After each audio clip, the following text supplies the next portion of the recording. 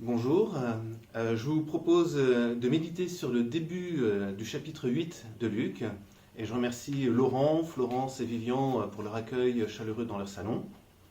Euh, et alors, nous allons lire ensemble la parabole du semeur et puis la conclusion de la parabole de la lampe qui est au verset 18 du chapitre.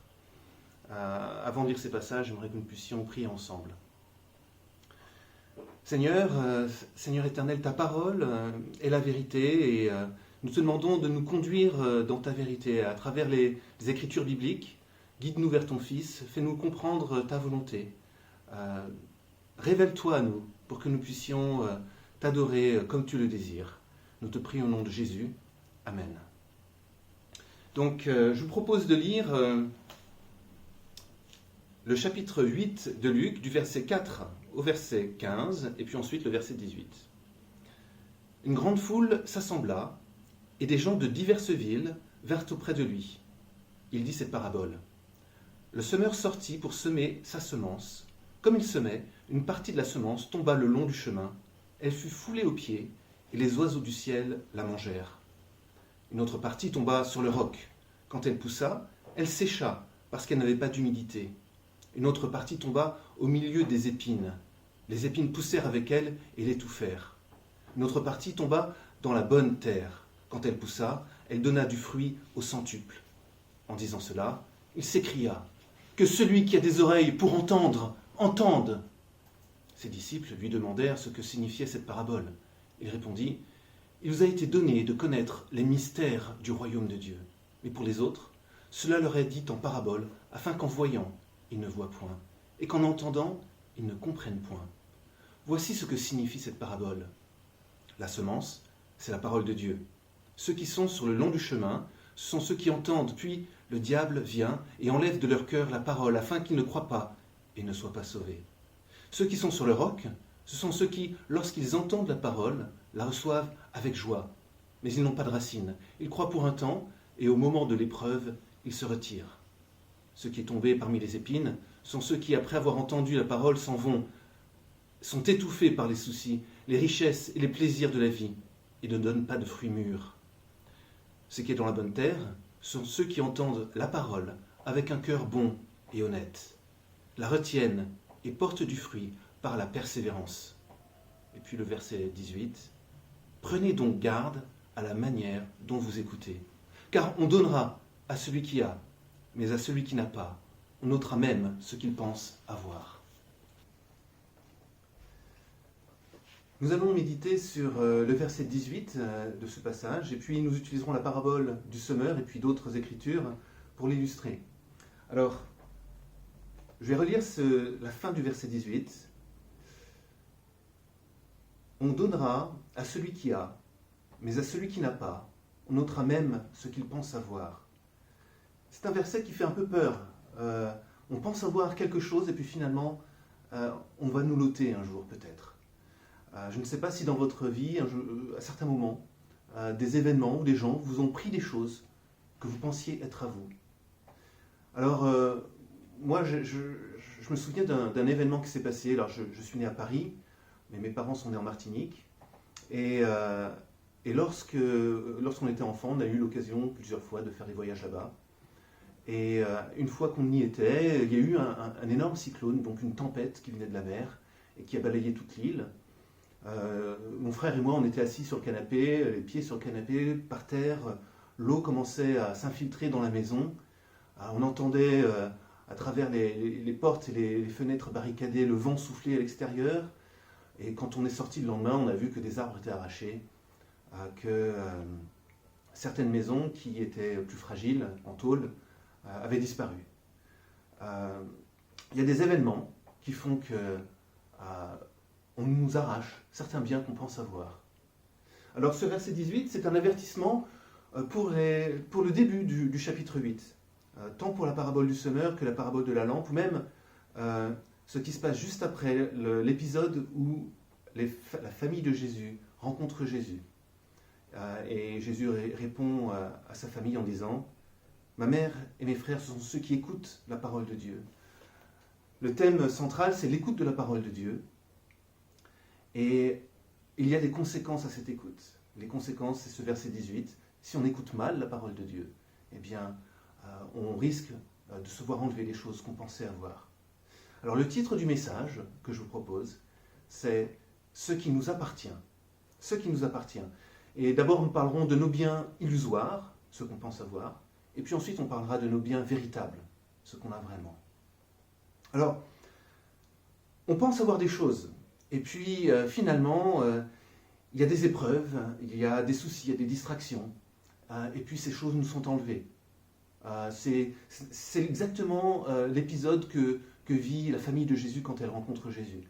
La famille de Jésus arrive, il y a la foule qui bloque l'entrée de la maison. Jésus est au centre avec ses disciples. Et lorsque la famille veut voir Jésus, Jésus dit que sa famille, eh bien, ce sont ceux qui écoutent la parole de Dieu. Ça lui crée une tension dans sa famille. Ils sont venus voir alors Marie voir son fils, les frères de Jésus voir leur frère, et finalement il y a une remise en question forte. En une phrase, ils ont perdu quelque chose dans la relation qu'ils croyaient avoir avec Jésus. Puis il y a des événements plus dramatiques. Je ne sais pas si vous connaissez le roi Nebuchadnezzar qui est cité en Daniel chapitre 4. Alors le roi, c'est un épisode historique, le roi de Babylone a un royaume extraordinaire et ce roi se prend pour Dieu, tellement il est content de ses richesses et de sa gloire. Alors Dieu l'avertit, mais il n'écoute pas Dieu. Et alors qu'à un moment, il s'extasie devant toute sa gloire, eh bien, il devient fou, il commence à manger avec les bêtes dans les prairies, il perd sa royauté, jusqu'au moment où il confesse que Dieu est au-dessus de tout et au-dessus de tous. Et il revient, sa royauté lui est restituée. Donc un événement assez extraordinaire, mais violent, d'une énorme violence, un peu comme ceux qui peuvent arriver dans la vie de nos politiques aujourd'hui. Il y a eu l'épisode de DSK, Dominique Strauss-Kahn, il y a quelques années. En début d'année, il y a eu Benjamin Griveaux qui a voulu intégrer la mairie de Paris.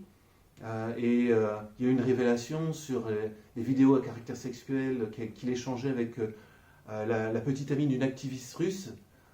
Et donc, il pensait avoir une place à la mairie de Paris. Et finalement, il pensait avoir, mais il ne l'a pas eu. Alors, il y a des moments de violence, de surprise, de choc, on ne s'y attend pas. C'est lorsque la tempête arrive et retire ce qu'on a, qu'on se rend compte, qu'on imaginait qu'on avait les biens et qu'on ne les a pas. Alors pourquoi cette violence ? Bien, tout simplement parce que nous tenons à nos biens illusoires. On a des assurances pour assurer nos biens, on a des alarmes pour protéger nos maisons, on a dans certains pays le droit d'avoir des armes pour se protéger. Et puis dans nos immeubles, en France en tout cas, nous avons des portes pare-feu, ou même des pare-feux tout simplement électroniques pour protéger les données qui sont sur Internet. Alors, à la hauteur de nos remparts, il faut qu'il y ait une tempête qui soit de cette même hauteur pour pouvoir les détruire. Voilà pourquoi cette violence. Mais est-ce que ça veut dire pour autant qu'on doit avoir peur de ces tempêtes ? Ces tempêtes ne sont-elles pas bénéfiques, dans un certain sens ? Qui veut vivre dans l'illusion ? En fait, nous avons besoin de ces tempêtes pour pouvoir assainir nos vies. C'est l'histoire de la parabole du semeur. Nous avons des épreuves, nous avons des soucis, nous avons des plaisirs qui nous ôtent nos biens spirituels, ceux qui sont semés par la parole de Dieu. Et puis un jour, peut-être qu'ils disparaissent, ces biens. Mais est-ce que ça ne veut pas dire que finalement, nos vies sont parfois fondées sur du fromage à trous, au lieu d'être fondées sur quelque chose de solide ? Si nos croyances, si nos vies spirituelles, si nos vies matérielles se révèlent être ineptes, ne vaut-il mieux pas le savoir finalement, pour bâtir sur quelque chose de sérieux ? Alors, accepter les tempêtes, ça ne veut pas dire être passif. J'aimerais vous lire un épisode où Jésus est traversé par une tempête, et à travers cette tempête qu'il vit, eh bien, ses disciples vont être foudroyés. C'est un passage qui se trouve dans Luc, chapitre 22, du verset 31 à 34. Je vais me permettre de vous le lire. Donc c'est le contexte de la crucifixion. Jésus va bientôt être crucifié, et il prend son dernier repas avec ses disciples, et il les avertit. Jésus dit, « Simon, Simon, Satan vous a réclamé pour vous passer au crible comme le blé. Mais moi, j'ai prié pour toi, afin que ta foi ne défaille pas. Et toi, quand tu seras revenu à moi, affermis mes frères. » « Seigneur, lui dit Pierre, je suis prêt à aller avec toi en prison et à la mort. » Et Jésus dit, « Pierre, je te le dis, le coq ne chantera pas aujourd'hui que tu n'aies nié 3 fois de me connaître. » Voilà une tempête que Jésus va vivre. C'est une tempête qui est prophétisée dans l'Ancien Testament. L'Ancien Testament, en Zacharie, chapitre 13, verset 7, dit « Je frapperai le berger et les brebis seront dispersées. » Alors voilà une tempête qui affecte jusqu'aux disciples. Aux disciples, pas simplement les disciples du 1er siècle, mais tous les disciples tous ceux qui vont écouter la parole de Dieu, vont se remettre en question et vont vouloir suivre Jésus jusqu'à aujourd'hui. Quand on commence à découvrir la crucifixion et ensuite la résurrection, eh bien c'est une tempête qui met à mal tous nos remparts, toutes nos peurs, toutes nos valeurs. La peur de mourir est détruite, la peur de perdre des biens matériels auxquels on donnait une grande valeur est détruite, et il va rester l'essentiel, et cet essentiel, ce sera notre vie avec le Christ. Quand j'ai été face à la crucifixion et la résurrection de Jésus, j'ai vu mes remparts tomber. J'ai été baptisé en 91 et j'avais 21 ans, mais quelques années avant, quand j'étais adolescent, il m'arrivait un événement qui a fait que j'ai bâti des forteresses autour de moi. J'ai reçu une belle montre par ma famille, un anniversaire, et quelques jours après, on me l'a volée. Ce moment m'a profondément marqué. J'ai ressenti de la colère, de la honte. Je voulais surtout pas que ça puisse recommencer. Et j'ai appris à vouloir me défendre. J'ai fait des arts martiaux, de la boxe française, pour que jamais plus ça puisse se reproduire. Et quand j'ai découvert Jésus, son amour pour les autres, son abandon par rapport aux choses matérielles qui pouvaient l'entourer, sa confiance en Dieu jusqu'à la mort, eh bien je me suis rendu compte que tout ce que j'avais bâti autour de moi pour pouvoir me préserver les choses qui m'appartenaient, pour pouvoir me défendre contre les autres, eh bien tout cela a volé en éclats. Parce que je ne désirais pas être un homme qui cherche à constamment avoir en tête des réminiscences de ce qui s'est passé dans mon adolescence, le désir de pouvoir me défendre coûte que coûte, d'imaginer des situations dans la rue quand je marchais, mais je voulais pouvoir être un homme qui cherche à aimer les autres avec sincérité. Et donc ce rempart a disparu. Quand on rencontre Jésus, eh bien, on se rend compte que les tempêtes qu'il nous propose dans la vie sont des tempêtes qui nous permettent de nous libérer de ces biens illusoires pour pouvoir se concentrer sur les biens véritables. Et c'est la deuxième partie sur laquelle je vous propose de méditer. Quels sont nos biens véritables? Alors, c'est pas facile de pouvoir les trouver. On arrive à savoir ce qui disparaît facilement. Par exemple, on sait que les biens véritables, bien, ce ne sont pas les biens physiques. On peut se faire voler, on peut les perdre. Ce ne sont même pas les biens de personnalité, puisque finalement, la maladie peut changer notre personnalité. La sénilité peut nous faire oublier, perdre notre mémoire, perdre certaines parties de qui nous sommes. Des maladies comme Alzheimer ou autres. Même notre corps, il a des fragilités, la maladie, un accident peut nous priver d'une partie de notre corps. Alors, même les biens spirituels peuvent nous être arrachés. C'est la parabole du semeur. Par contre, si l'on se concentre sur le verset 15 de cette parabole du semeur, on se rend compte malgré tout que nous pouvons porter du fruit, que ce fruit porte lui-même du fruit, et qu'en fait, il y a une forme de bien véritable qui s'établit dans nos vies, mais associé à des promesses, associé à des conditions. On va pouvoir les étudier ensemble. Donc, au verset 15, j'aimerais le relire. Verset 15 du chapitre 8 de Luc. « Ceux qui est dans la bonne terre, ce sont ceux qui entendent la parole avec un cœur bon et honnête, la retiennent et portent du fruit par la persévérance. » Alors, cette semence qui est semée dans nos vies, c'est un tout petit cadeau. C'est une semence, un grain de riz, c'est un grain de moutarde. C'est tout petit, mais il y a une grande espérance qui est attachée. Alors, l'essentiel, c'est de connaître cette semence, de pouvoir comprendre ce qu'elle est. Et donc la semence, c'est la parole de Jésus. Connaître la parole de Jésus, c'est le premier pas pour pouvoir comprendre ce que Dieu veut dans nos vies. Et ce qu'il faut comprendre, c'est que la parole de Jésus, ce n'est pas une parole de morale, ce n'est pas une liste de choses à faire ou à ne pas faire. La parole de Jésus, c'est une parole à chaque fois qui est différente pour chacun.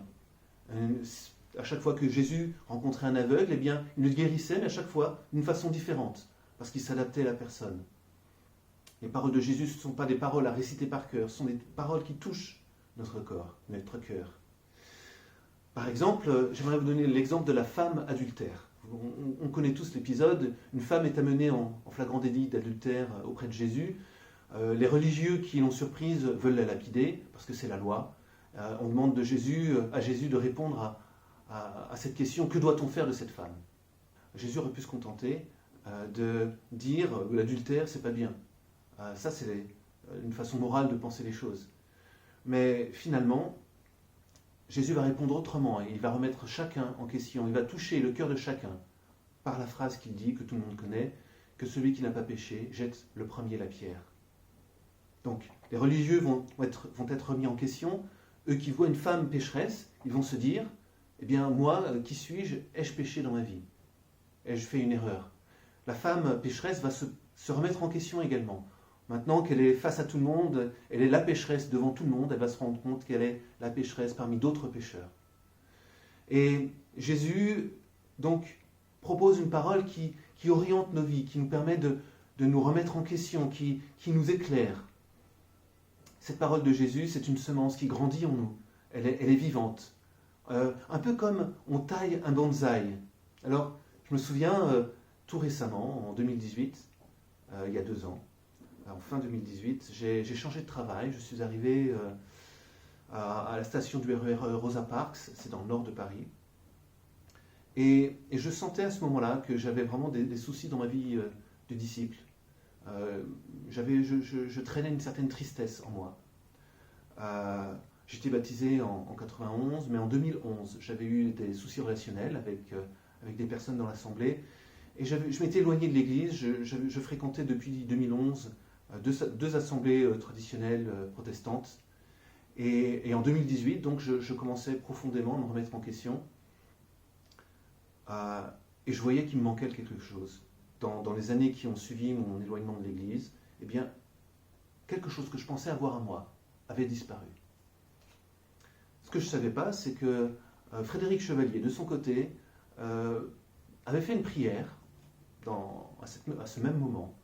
Et il travaillait dans un lieu excentré de Paris, dans la banlieue parisienne un peu lointaine. Il désirait pouvoir rencontrer des frères et des sœurs pendant ses pauses de midi, à ne pas être trop éloigné. Il lui manquait quelque chose également, donc il avait fait cette prière à Dieu. Et la même semaine où je suis arrivé à Rosa Parks, à mon nouveau travail, eh bien cette même semaine, il a changé de lieu de travail. Il est arrivé à Rosa Parks en même temps que moi, cette même semaine. Mon bureau est à environ 20 mètres de son bureau, à un bâtiment de distance, dans la même rue. La première semaine de mon travail, eh bien, j'ai rencontré un midi. Et on a eu la surprise de se redécouvrir.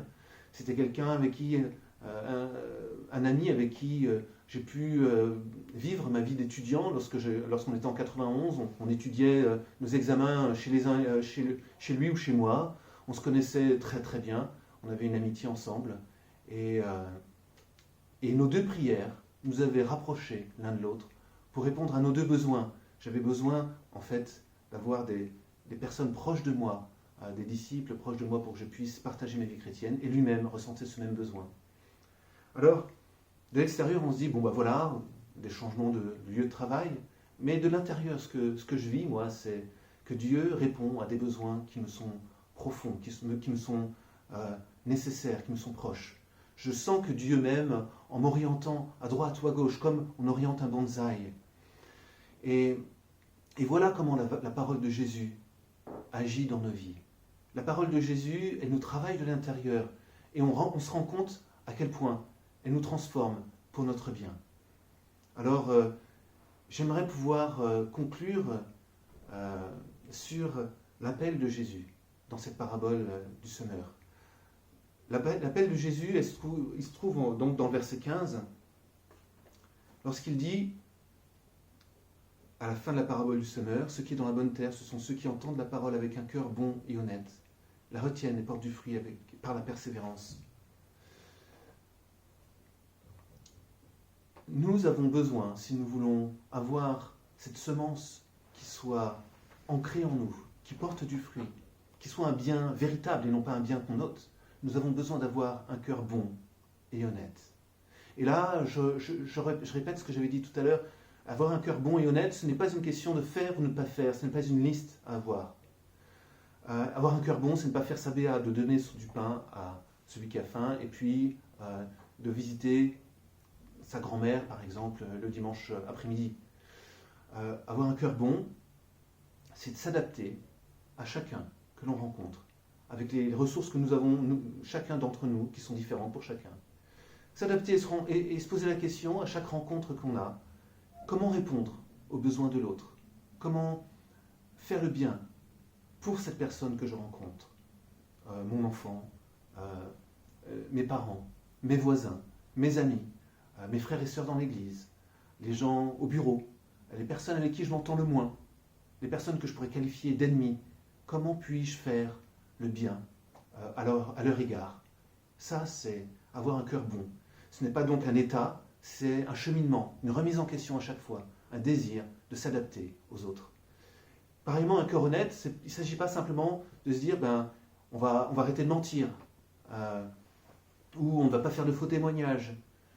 C'est plutôt également une remise en question et non pas une chose à faire, une liste à avoir de choses qu'il faut faire.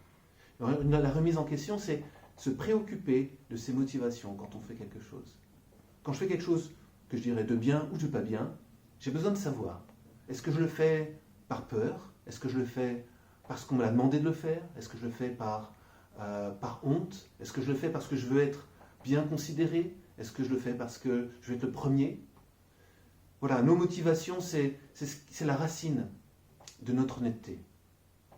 Et donc, si nous découvrons Jésus et que nous avons besoin de le connaître mieux, eh bien, je vous propose de lire les évangiles en cherchant à découvrir qui est Jésus et le bien qu'il fait dans nos vies, et de comprendre à quel point ces paroles détruisent nos remparts et que c'est pour notre bien. Et si nous sommes chrétiens depuis bien plus longtemps, eh bien, je vous propose de déchirer toutes nos listes de choses qu'on sait bien faire, de déchirer tous nos raccourcis qu'on a l'habitude de faire, parce que on sait que c'est bien en tant que chrétien. Mais ça tient plus de la morale chrétienne que de la vie spirituelle avec le Christ. Prenons le temps de nous examiner pour, à chaque fois, chercher à faire le bien, à chercher à être bon envers les autres et à chercher à être honnête. C'est ainsi qu'on portera du fruit, qui sera du fruit véritable, qui résistera le jour de la tempête.